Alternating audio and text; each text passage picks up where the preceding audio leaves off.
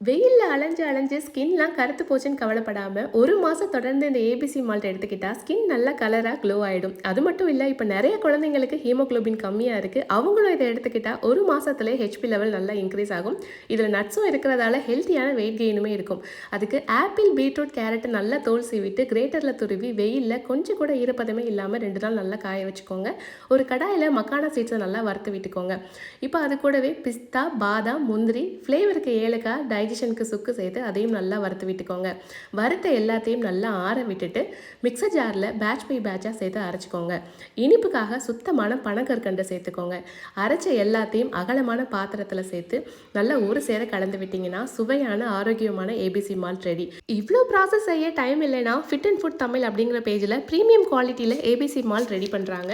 இவங்க சூரிய ஒளி கூடாரத்தில் எல்லாத்தையும் காய வைக்கிறதால இதோட நியூட்ரிஷன்ஸ்லாம் நமக்கு அப்படியே கிடைக்குது. இவங்களோட வெப்சைட் அண்ட் வாட்ஸ்அப் நம்பர் ஸ்க்ரீனில் கொடுத்துருக்கேன். உங்களுக்கு வேணும்னா கண்டிப்பாக ஆர்டர் பண்ணிக்கோங்க.